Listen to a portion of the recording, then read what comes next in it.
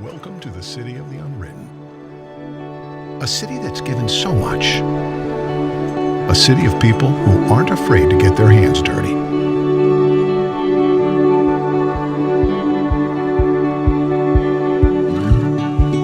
A city of makers, entrepreneurs, musicians, artists.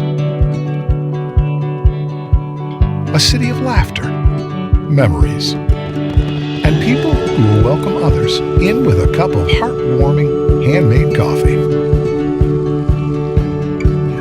A city of people, young and old, working together. People who explore, live, and grow together. But what makes this place special? Being listed year after year as one of the best places to raise a family.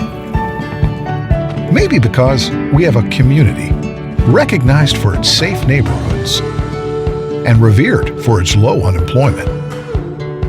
A city where adventure is everywhere you look, where you can pioneer your own story.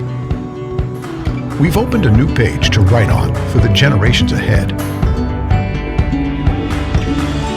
Welcome to Bismarck. Come write your story.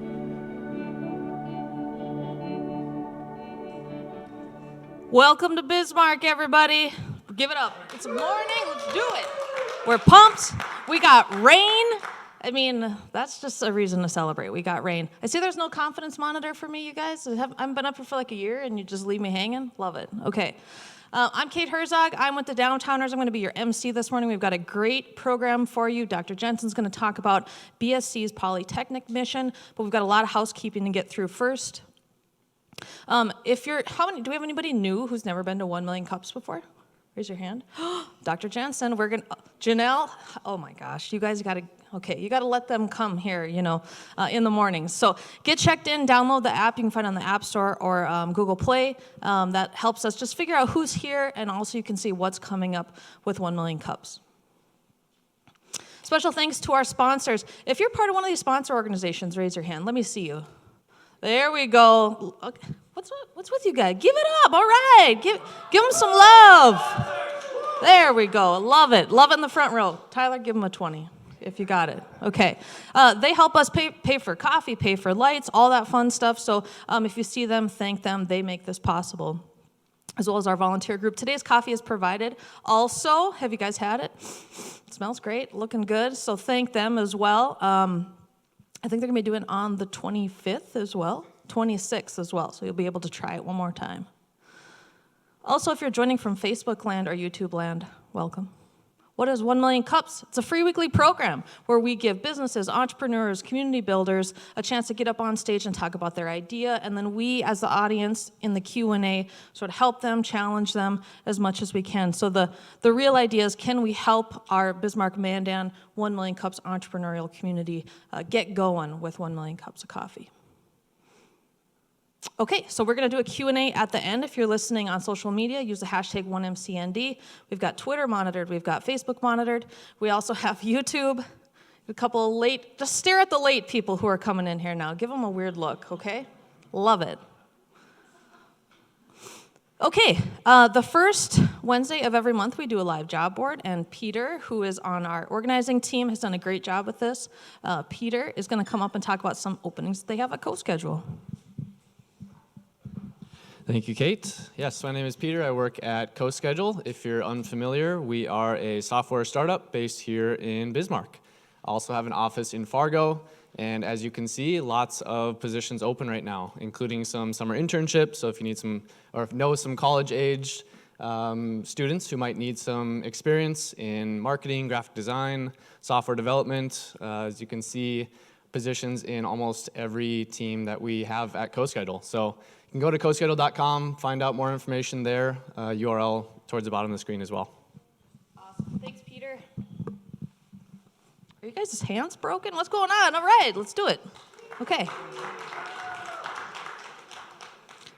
Hey, I put this one on here, so City of Bismarck. Maybe I get reduction in taxes or something for doing this, but City of Bismarck has 11 openings right now. I just want to point this one out, a full-time planner, their CDBG planner. We work with the planning department a lot, but you can help with essentially kind of housing projects that the city of Bismarck does. And so if you're interested, you know, a planner or someone in planning, please check that out. They also have 11 other openings. Does anyone else have any other job? You don't have to have a slide if you have a job opening if you want to come up. No? There's only 3,000 open jobs in the community. Nobody's coming up here. Okay. Community announcements. This is also something that we do. If you have a community announcement, you can come up here, grab the mic, let everybody know. I think we've got a few. Maybe Lakin or Kirsten?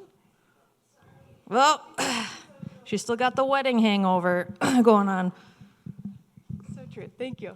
All right. So if you're a business owner, we've got your startup questions answered. We'll talk about what's going on at NDWBC, North Dakota Women's Business Center. You can plug in and figure out maybe some of those questions that you have about starting your own business. All right, then we've got a networking, professional, and personal growth opportunity at Core Women. Come and have breakfast with us. We've got an awesome Dr. Rebecca Burson. She's a psychologist to talk to us about imposter syndrome, what that means in your life, and how to overcome it. And then on June 10th, we're really looking forward to Ladies' Night with the Larks. Come enjoy some baseball with us, pregame with us at the Tappan Tavern. It's going to be a great time. We hope to see you there. Thanks. Awesome. Congratulations on your wedding. There we go. I saw Tyler at the grocery store getting bags of ice for something that happened this weekend. So, also wanted to mention this. Evan and Janya aren't here. They're on a beautiful Southwest bike trip, but you might know them from 1 Million Cups. Big fans of this, and they are looking for sponsors. So Go for Launch, Bismarck Mandan, happening July 6th through the 8th. I believe kids can get involved in this. It's a great way to experience STEM for kids. But if you're a business that's interested in helping them out, check that out. I'm going to butcher this, Tyler, but you can do certain projects, and they're going to pick one they're going to basically like send to space. Is that right? A pitch competition for something they're going to launch in orbit. I feel like if it's coming from kids, they're going to launch their like little brother into orbit and get him out of their way. Okay, so before we get going, just kind of, again, an FYI, think of some questions or use the hashtag 1MCND. And at the end of Dr. Jensen's presentation, we're going to pepper him with questions. Anything goes. You can ask him anything, right? Address, social security number, whatever you want. He'll potentially answer that. So today's presenter, as I mentioned, is Dr. Jensen. He is the president at BSC, and they're going to talk about their Polytechnic mission. If you've been potentially living under a rock the last year, as we all have, you might not know that they've made this essentially official switch to sort of Polytechnic, or they're officially Polytechnic. And so we're going to find out what this is about, as well as how this can be a part of the business and entrepreneurial community in Bismarck. So everybody, big, warm welcome for Dr. Jensen. Thank you.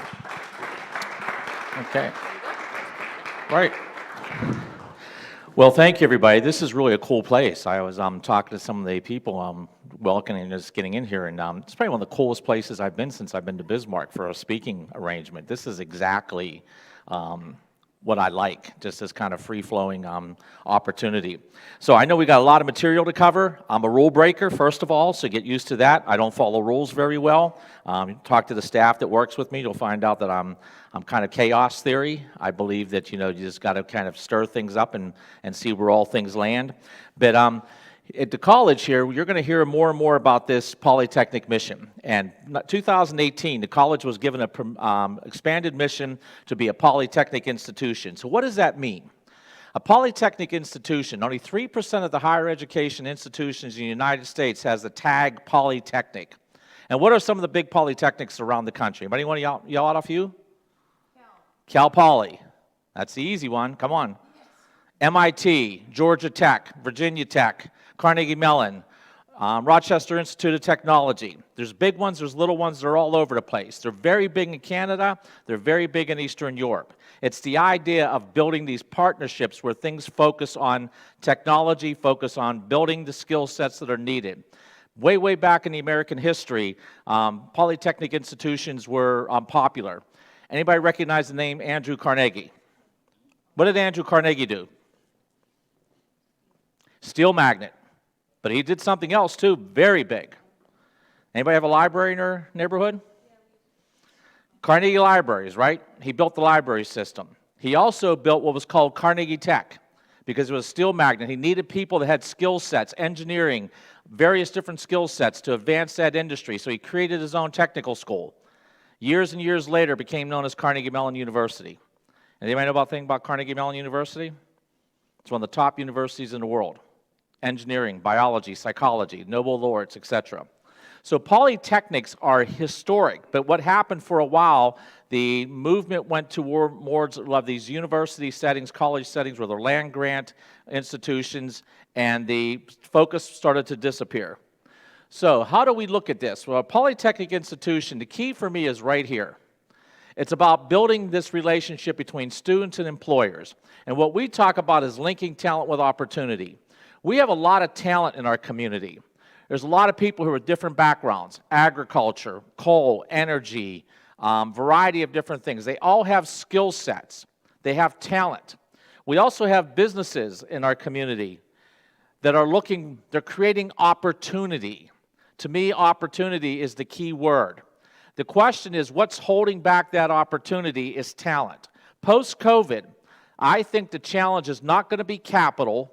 It's not going to be investment. It's going to be talent. What's going to slow the economy down is that you don't have talent. And we have to figure out a way how we are going to build that talent. So we talk about linking talent with opportunity. You'll also hear us talk about STEAM, the idea of STEM with the arts, and I'll talk about that in a moment, why that's important. And the key is for us is that these terms over here.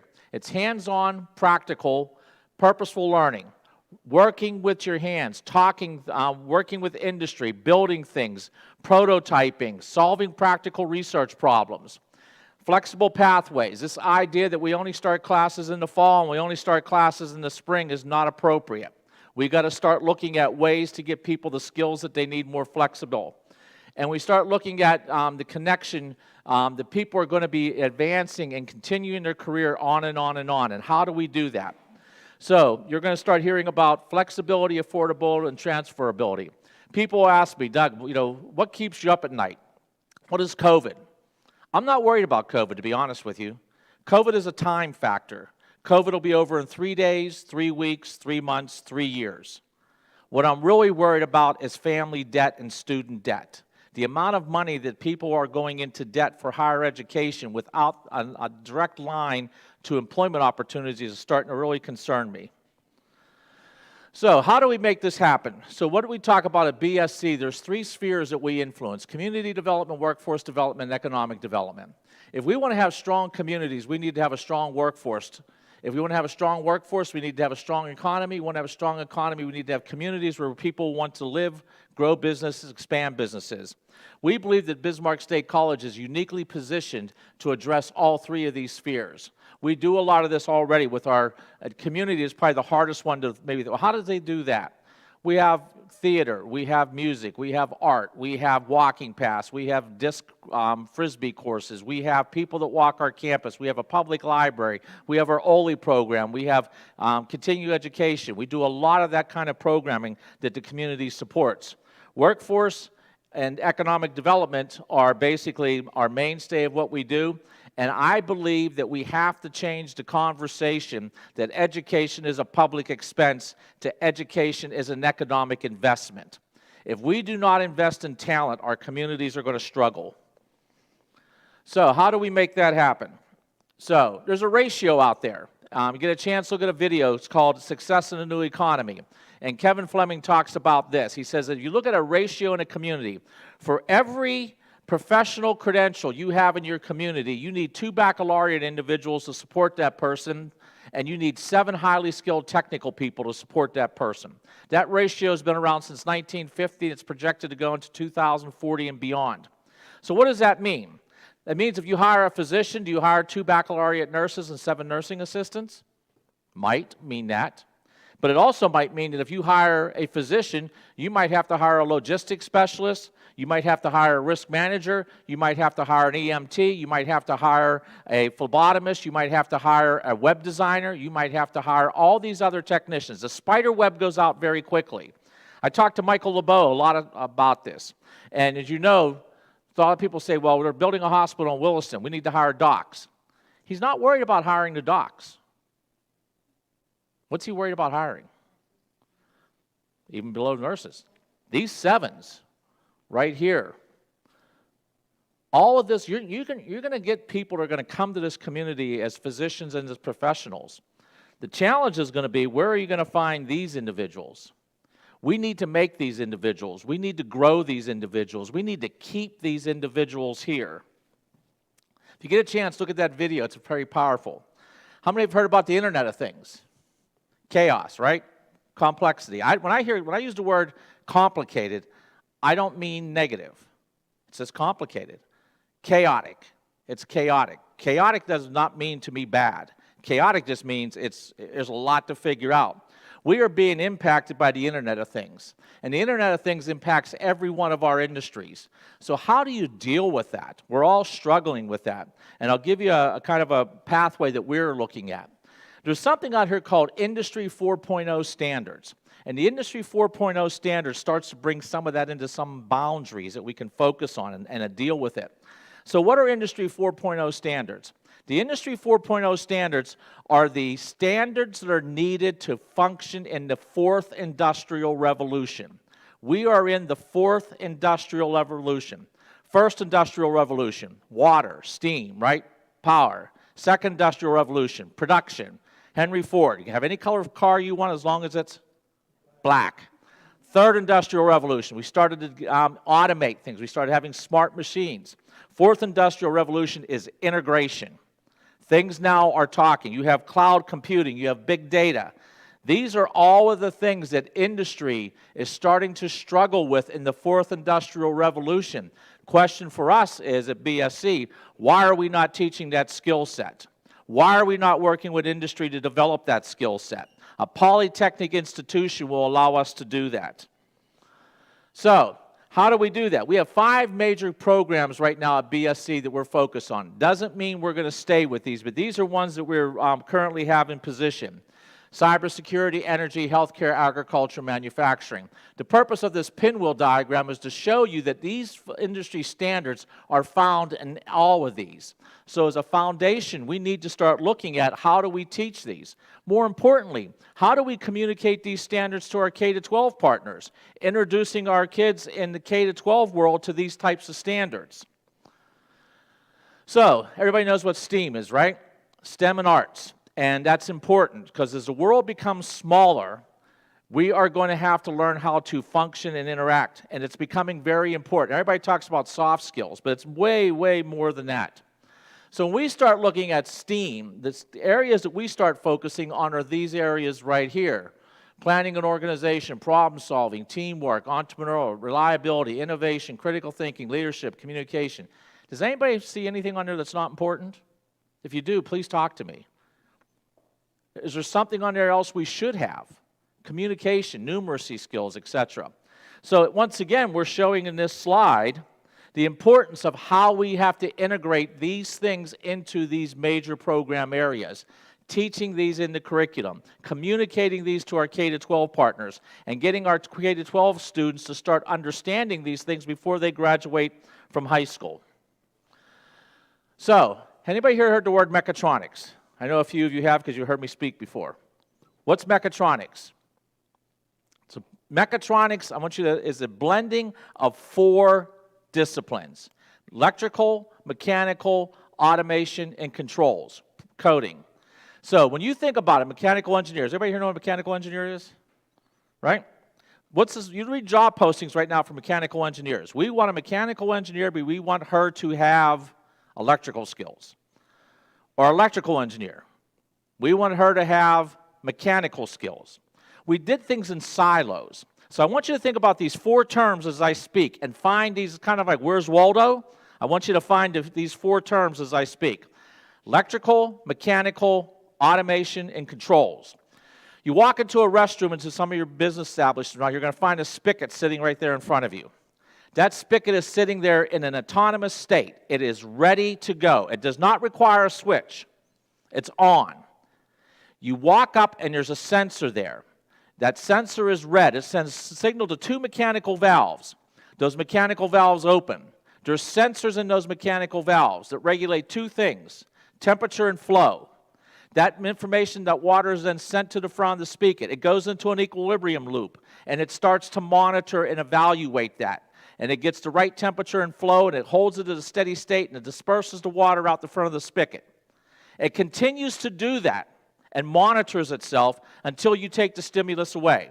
Once you take the stimulus away, mechanical valves shut down, sensors go back to a steady state, wait for the next input, water stops, and it sits there waiting for the next input.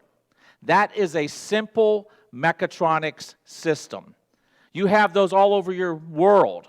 HVAC systems, your garage door opener. What we envision is that this form of engineering is really the integration of things. So what we do at BSC is we have all four of these big spheres, but we teach them as silos.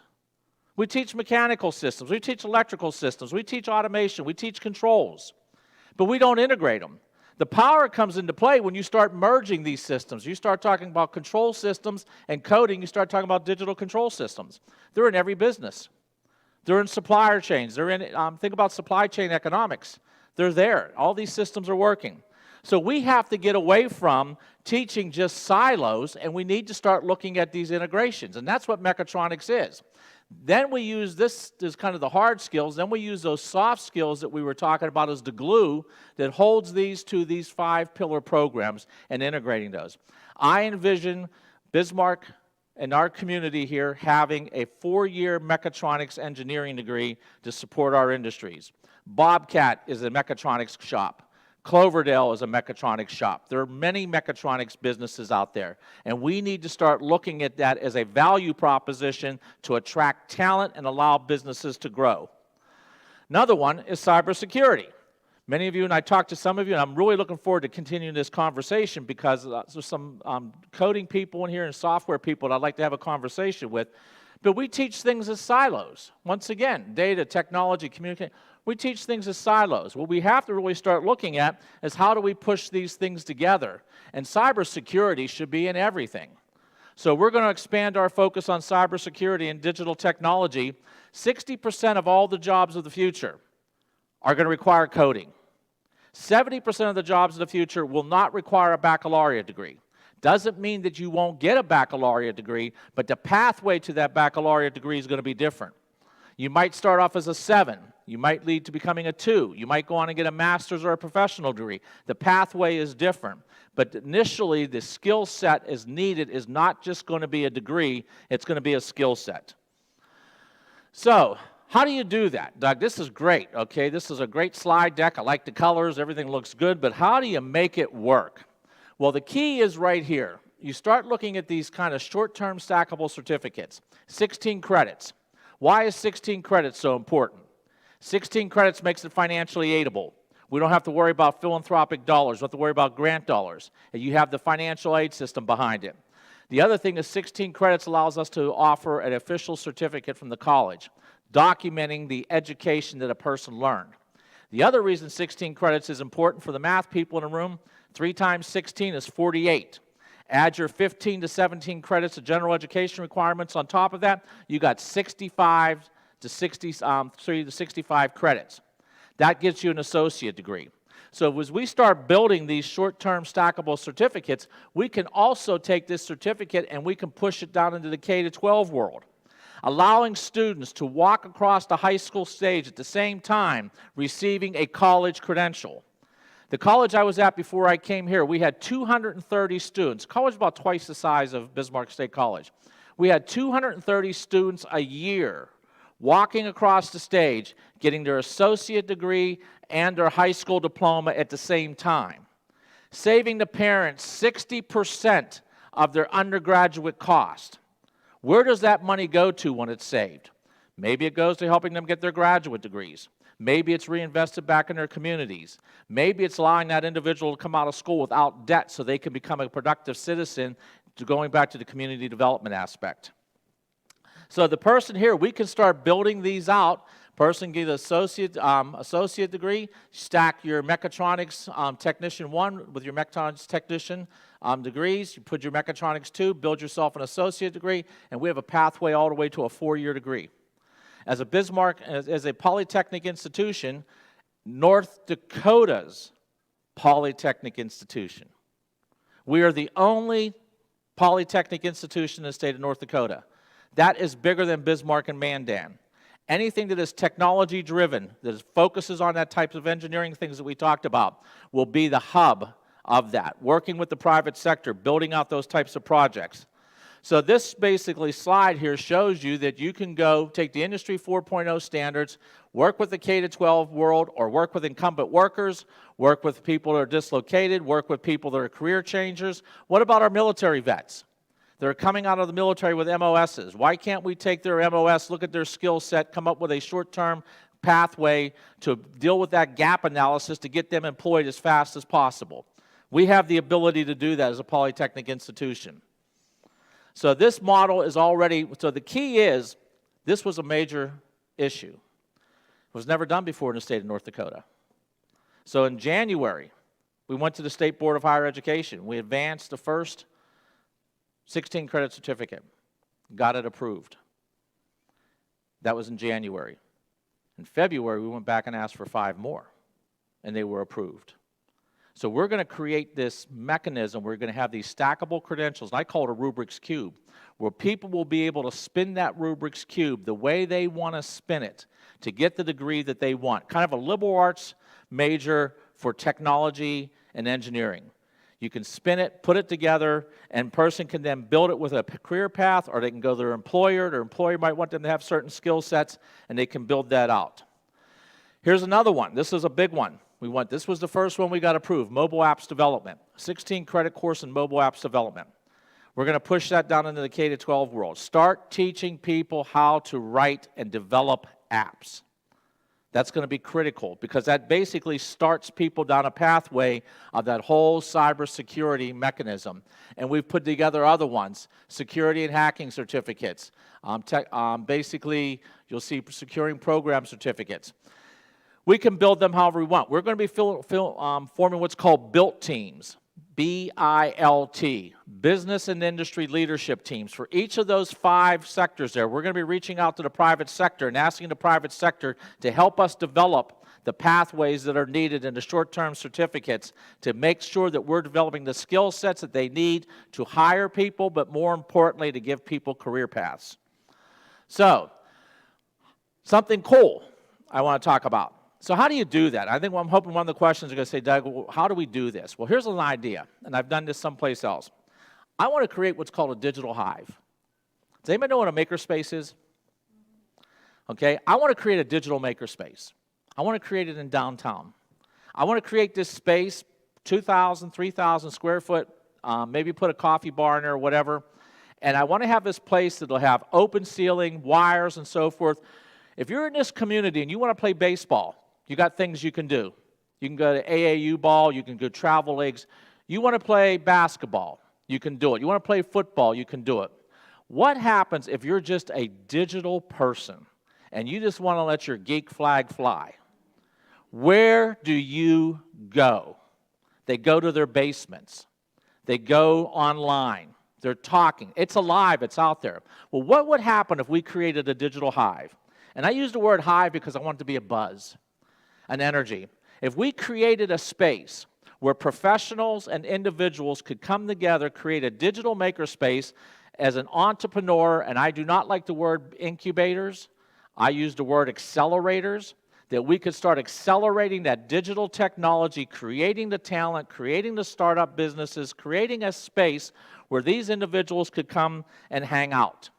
And what we would do is that would have maybe be open from 3 to 9, 2 to 8, have professionals come in, want to problem solve. Maybe I want to create, maybe I'm into digital music and I'm trying to figure out how to mix music, but I need somebody to help me design a website, a place where they can come together, have business leaders there, wear their business logo, maybe creating some projects. Maybe we put up some dollars, say, look, we'll put up $500 to help this person take this idea to market and create that. So that's an idea that we're working on right now, and I think that it would create this organic environment where we could start creating that digital economy where we can start to fulfill that requirements of 60% of the jobs in the future. So let me see what I got here. So I guess what I'm going to do here is I have one more slide if we have time, but I'll take it. I want to show you a concept, how do I make that digital hive work? But I'll take your questions. I'll be glad to answer anything you have. I don't know how much time we have, how fast I went through that, but I'm all good. Give it up for Dr. Jensen. All right. We'll grab our chairs over here. Tyler is going to be your mic runner. He has the cup. The cup. Is this it? Seating? There you go. It's Okay. just so we're not blinded by things that are coming at us. So I feel energized. I feel like I could code something. I feel like I could do it right now. I could mechatronics something. Dr. Jensen, kick butt. Good one. We got some questions already. Social media question? All right. Thank you, Dr. Jensen. That was awesome. It's energizing. You're right, Kate. Steve wants to know, he would like to learn more about this curriculum. He wants to know, is it available for distance learning, or do you have to be somewhere physical in the hive? Or because he's driving a semi and wants to know how he can get involved. Our mobile apps development class, we just speak about that one, is 100% online. Our cybersecurity baccalaureate degree is online. We're also creating additional degrees online. So if he wants to reach out to me, send me an email message. I can give you my card, and we can get him connected with the right people. But yes, this can all be done online. Currently, BSC, as you may be aware, we've taught courses as far away as Saudi Arabia. We have people in our energy program for all over the United States, all 50 states. So yes, it's more than doable, and we can create that mechanism for Steve. I just want to touch on a couple things. I know we've got some questions up here, but you talked about student debt and being productive members of society, being able to buy houses and cars and things like that. Just maybe talk about how you've seen that affect, students maybe in your other job, or you're, not at BSC here. Just for the record, I've been in higher education for over 30 years. My father was a machinist. He passed away when I was 12. My mom was a welfare mom. She passed away when I was 19. I grew up in public housing outside the city of Pittsburgh. Been places you need not be and seen things that you need not see, and never dreamed that I would go to college. And what I learned very early on was that education is empowering. Skills are empowering. If you have skills that are marketable, you can withstand recession, you can withstand economic downturn, you can respond to opportunity. It's an empowering thing. And I think that's what has really got me, because that's what got me through it. If it wasn't through, I always tell people there's two things that got me through life. It's faith and education, and it's in that order. But the idea that it's skills, having something that somebody wants and being bold enough to do it. So yes, I've built 4 advanced technology centers in 4 states. So this concept of, Polytechnic and so forth, it's not theoretical to me. I've done it. We've done it. I have teams of people who've worked with me and made this happen. So this is real, and it does make an impact. High priority occupations are what make communities vibrant, and they attract other businesses. If you have a strong supply system, whether it's tier 1, tier 2, tier 3 suppliers, incubators, businesses that start up, that creates an ecosystem that becomes very attractive to other businesses, and it starts to build communities. One other thing I'd like to say is I talk about coding. A lot of times in coding or even manufacturing, we talk about their male-dominated educations. Coding can be anybody's occupation. We created courses previous where I was called Girls Can Code.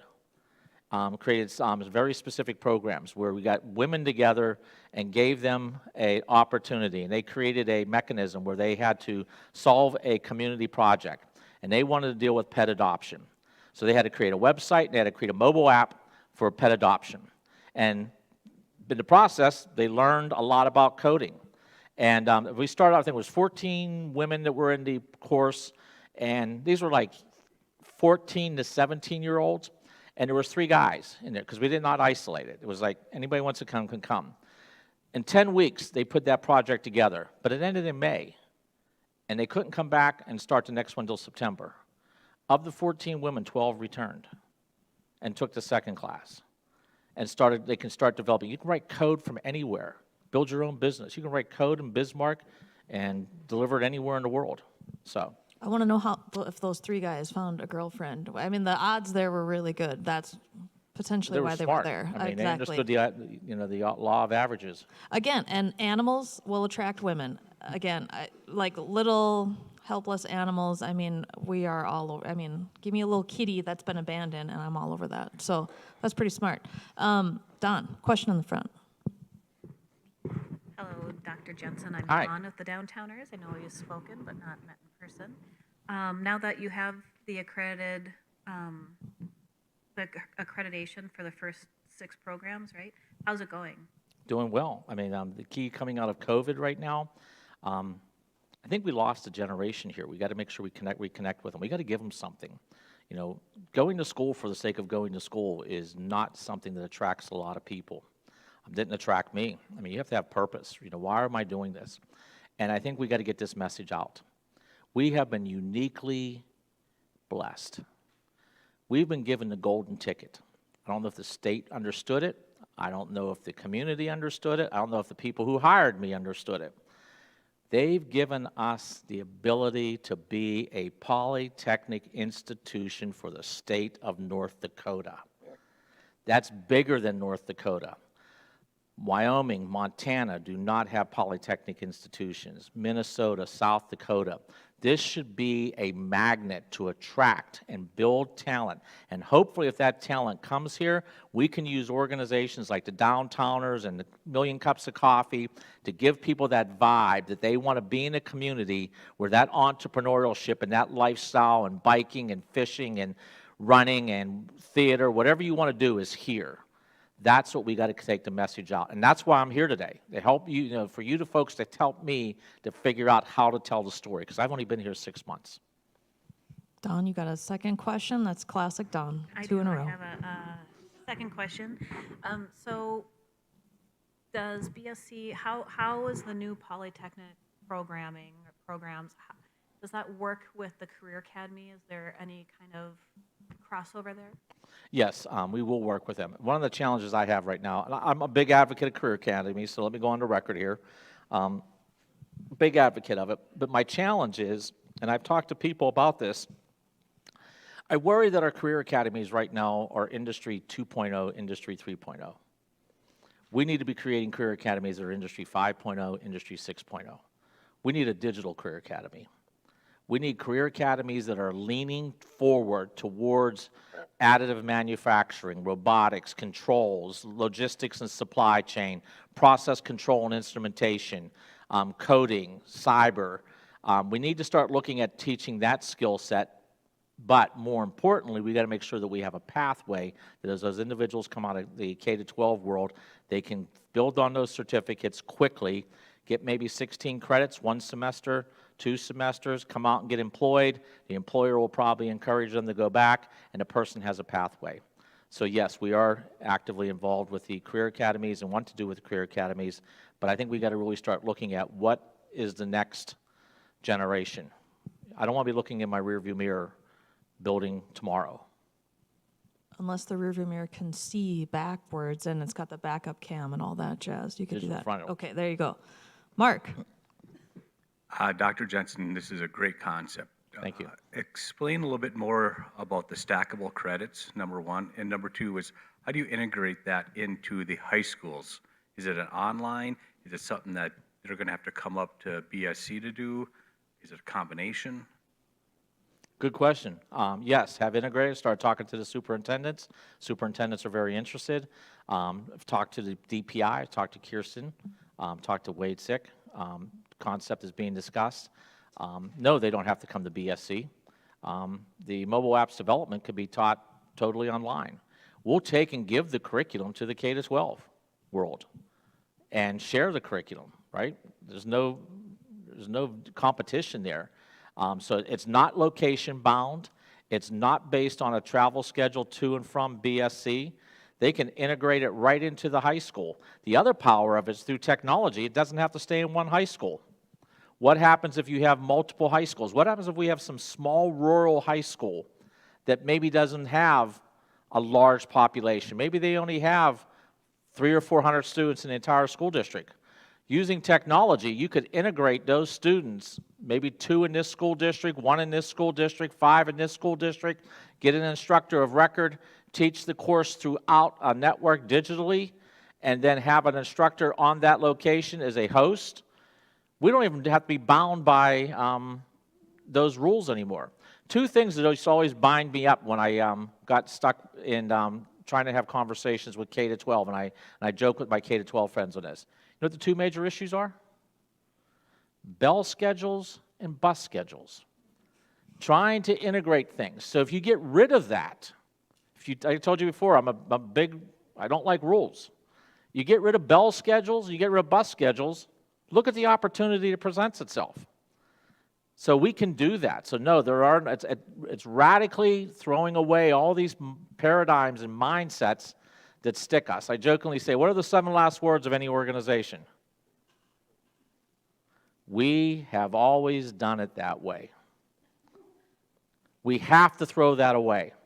Our future demands it. Our communities demand it. Our children demand it. Our people who are looking for job opportunities demand it. We got to do it radically different.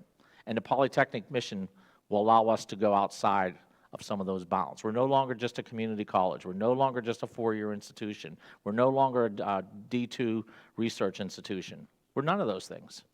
We're North Dakota's Polytechnic institution. Ooh, that's a mic drop moment. Okay.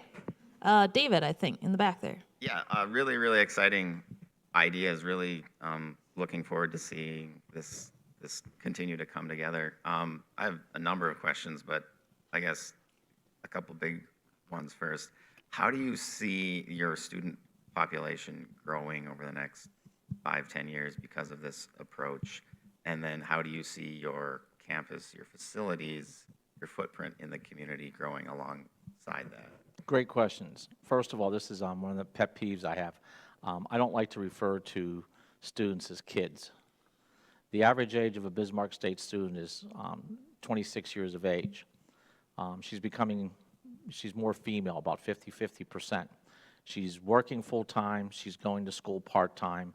She may be a mom, she may be a single mom. She's looking for a better quality of life for her and her family. That's the average BSc student. She's not coming to us to do her first 2 years of an accounting degree and going to go off to Fargo and live in a dorm for 3 years and complete an accounting degree. That's not who she is. That's the person we have to serve. Second thing about the footprint. So how do I see it changing? I see it becoming more and more and more like that. Serving part-time students, meeting the needs of our adults, meeting the needs of the people in our community, not only to get employed, but to stay employed and to continue to grow. That 7-to-1 ratio, you saw the ratio up there. Kevin does it 1-to-7. I don't like that ratio. I look at the ratio of 7-to-1. Communities are not built on 1s, they're built on 7s. We have the unique ability with Bismarck as a polytechnic institution. We make the 7s, we make the 2s, and we prepare peoples for the 1s. So that's our future, how we're going to do more of it. Second thing, footprint. As some of you might be aware, I was trying to talk to the legislator about building a polytechnic facility here in Bismarck that would be state-of-the-art, that would reach out and build these relationships with industry. We asked for $35 million.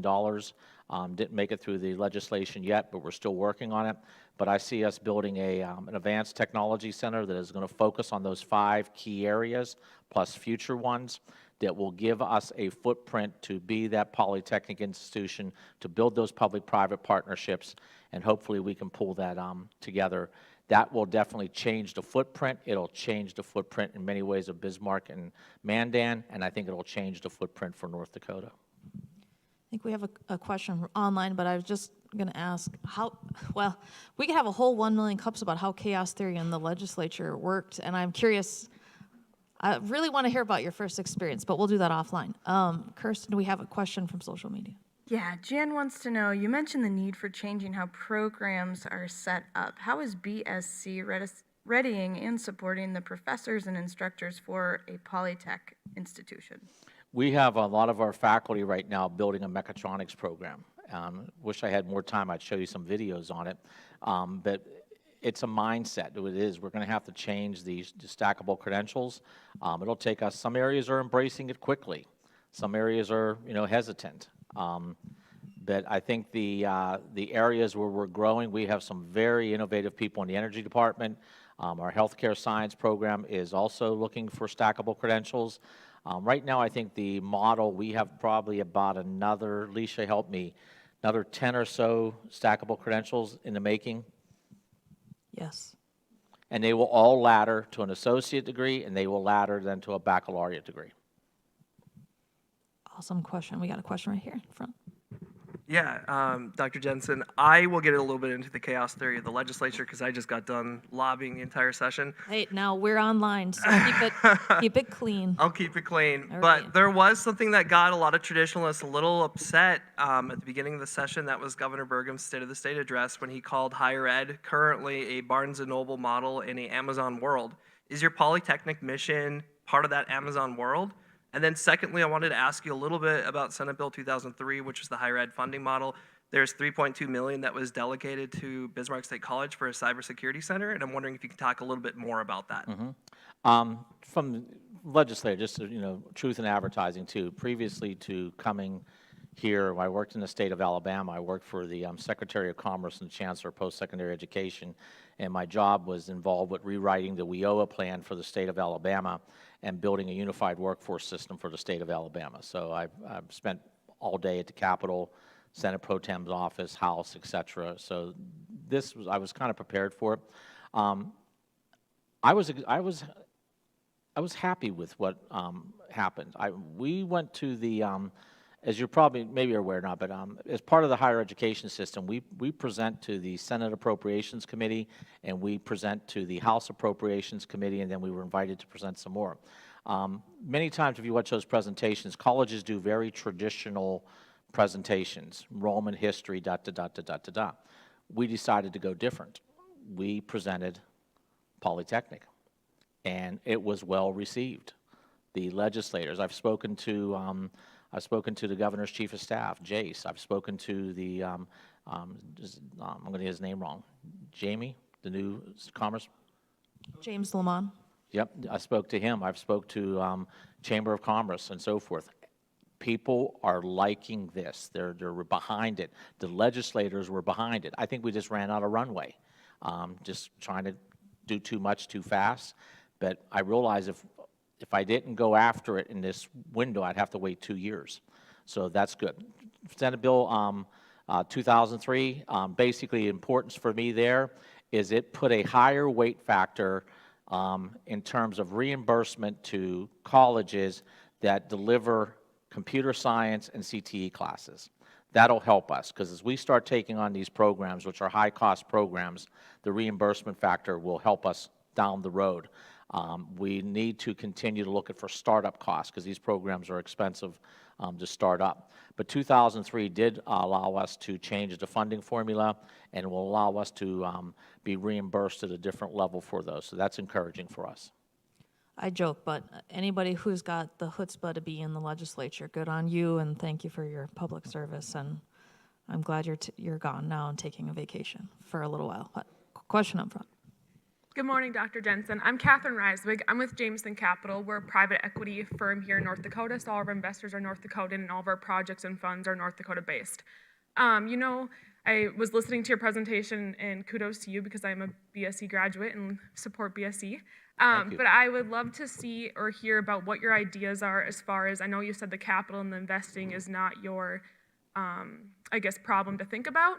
But however, we have people we talk to on a weekly basis where we have these very intelligent men and women coming to us for capital, and we currently are supporting 2 young men and their families because they are on the cryptocurrency side of things. And I just would like to see what are your thoughts on the money coming from North Dakota to not only build the physical facilities, but then how do you, interchange the ideas of getting those people off the ground? Because I know as a 25-year-old entrepreneur, the only way I can get a line of capital is if there's a man standing behind me in line. So I'd like to know what your thoughts are on that.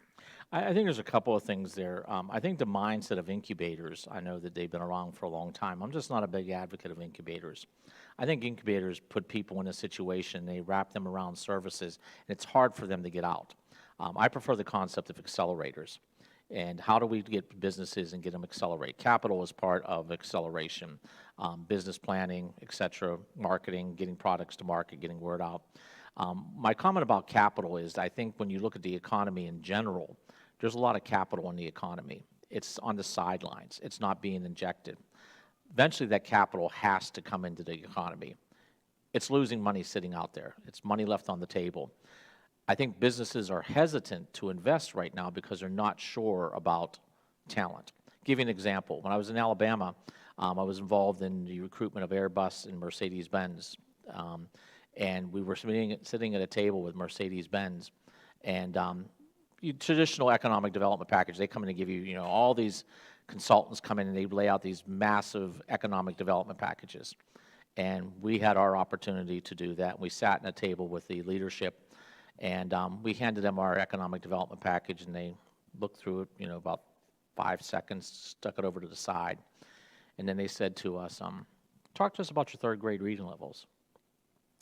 Talk to us about your 9th grade math levels. They knew they could make an investment. What they were worried about was there going to be talent in that community to invest? So what I learned from that is if we want to attract businesses and create an environment where businesses can grow, we have to have an economic differentiator that sets us apart from other areas. And I think when you start leveraging the private and public resources of education to create these P3 partnerships, that then becomes an attraction that economic development, commerce, and others can use to attract entrepreneurs. As you start attracting entrepreneurs, you'll start attracting capital because capital is looking to get into the market. And I think that's what we have to do. We have to create that ecosystem where investors will see that the person is in an environment where there is opportunity and that business investment is less risky. But you're also right. We got to look at how do you get, if you're going to have an economy, how do you make sure that you have minority investment? How do you make sure you have women, men of other occupations, other skill sets, Asian Americans, Native Americans? How do we build all that together? That's going to take some work, but we need to do it. Just got to get the right-minded people together and make it happen. I jokingly say, nothing squelches criticism like success. We have to do it. Once we do it with one, then we can prove that it is achievable, and then it starts to roll. But we got to find that first, like this digital hive concept. What would that do to a digital economy? Would that attract that? Would that allow entrepreneurs to be able to get more capital? People would be able to see it. It's more transparent in the community. Probably have time for 1 or 2 more questions before our last question. I think we have one over here. Mike? Yeah. Well, impressive presentation. There's a lot of food for thought that goes with it.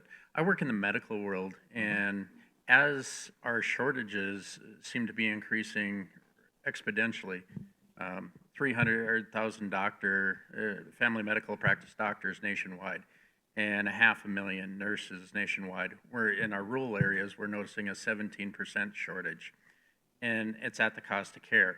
But as the field also gets technical and the more they're producing, we're also losing people that have the heart for care and the interpersonal needs. Do you have the checks and balances in all of this that you're talking about to ensure that we're getting the quality people that have a heart for people that it is not as technical? Because we're seeing some of these impacts now. Absolutely. I mean, when I did my undergraduate, I worked in a level 1 trauma center and saw a lot of medicine from the inside. And I've spent some time talking to Sanford. Medicine care, healthcare is changing. More ambulatory care.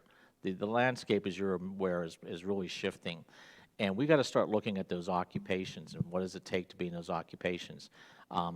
People here familiar with the concept of CMAs? Are you familiar with the concept of CMAs, Certified Medical Assistants?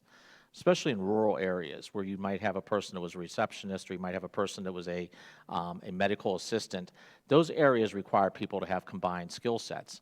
The other thing is we got to keep the people who are living in those communities, because I think that's where the passion comes from. If you grew up in a small rural community, or you grew up in a certain area and you like that area, if you can get connected and stay with that area, now you're caring for the people that you see every day. You care for the people that are part of your community. That, I think, is another important part. Telemedicine, I think, is another factor. I mean, that's going to take years to be defined and assessed how that works. But even little things, like my son right now is in a situation where his doctor is in Wisconsin, but he lives in North Dakota. He can't see his doctor because his doctor is not licensed in North Dakota. So there's lots that has to be overcome. But I think the way you're going to do that is not individually. We got to have these conversations. I also serve on the Sanford board, and I work with them, and I have a great relationship with Mike LeBeau, and we're talking about these types of things because the economy is changing, the needs are changing.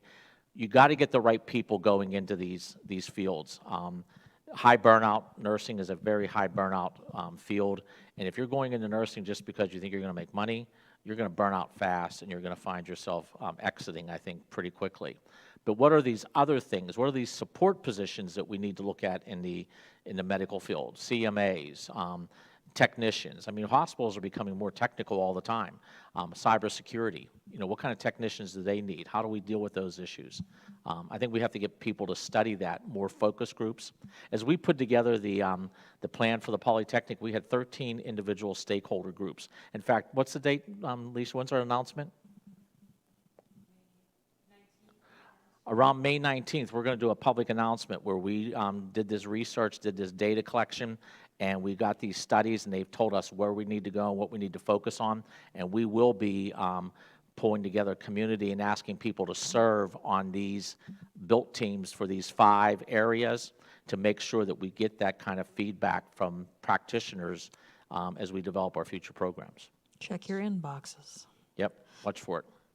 Kelly Cermak, you got the last audience question before our final question.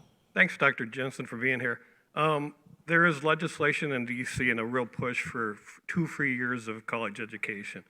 I'm guessing that'll have a major impact on BSC. How are you preparing for that if that comes for fruition? Wow. That's a scary question because... Kelly, we had, what, 2 minutes left, and that's what I'll you give you an asked? example. Wow. And this is probably known. With the tuition that we charge, our programs do not break even on tuition. Nursing as an example, our cost of delivering a nursing program is substantially higher than tuition. We operate nursing at a loss. But I look at the things what I call a double bottom line system. We have a mission bottom line and we have a fiscal bottom line. We need to make sure that our mission bottom line does not get out of line with our fiscal bottom line, and that our fiscal bottom line does not get out of line with our mission bottom line. Even though we operate nursing at a loss, it's part of our missions. We have to figure out how to do that.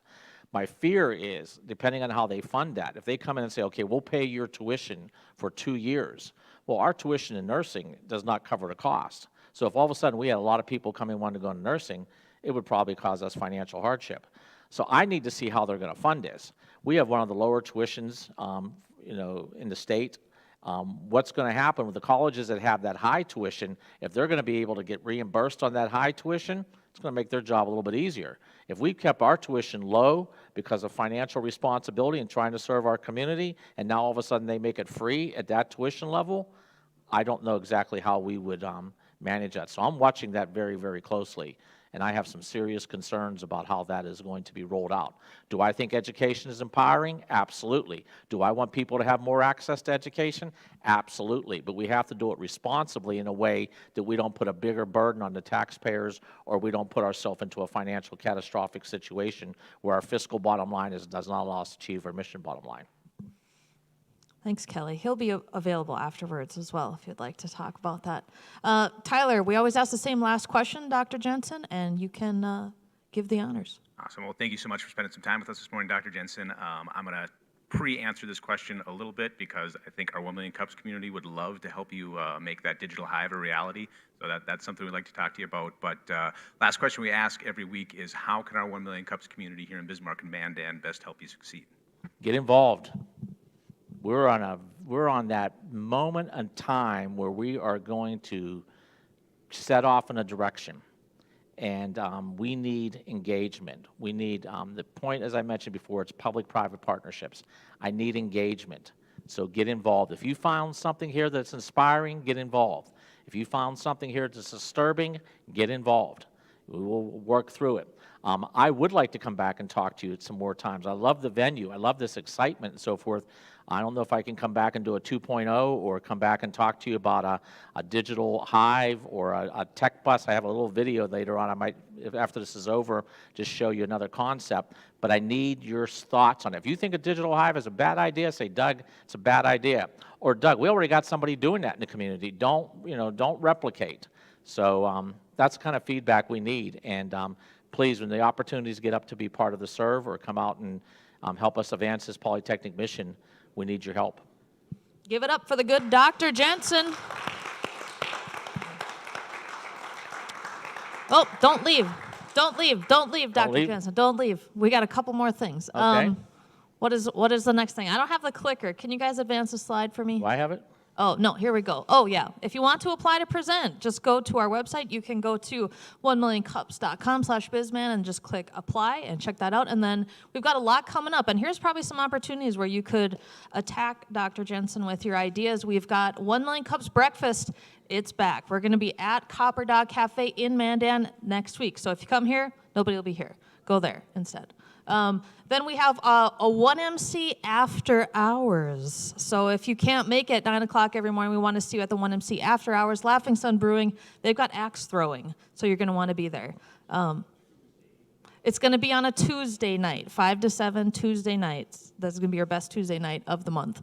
And then May 25th, we're going to hear from some Pride of Dakota vendors as well as Department of Ag about their Pride of Dakota products and the whole program and all that stuff. So we got a big May coming up and a lot of opportunities to network outside of the 9 a.m. here. We're going to invite Dr. Jensen, so hopefully he can come for coffee and hopefully he can come for beer and axe throwing. Probably axe throwing first, then Before or beer, after maybe. the beer? Exactly. I'm not sure what order those go in. So I just want to mention one thing. We've had great conversations with Dr. Jensen. Please, come up here, throw anything at him. We've had conversations about Pittsburgh and things that they've done in their downtown from the downtowner's perspective. But I think there's probably something that Dr. Jensen knows about that touches every one of your lives. And so way we can talk to him and get him connected in the community as well as help BSC succeed is a fantastic person to have a conversation with. So again, give it up for Dr. Jensen, and we'll see you guys. Thank you. 1MC Breakfast next week.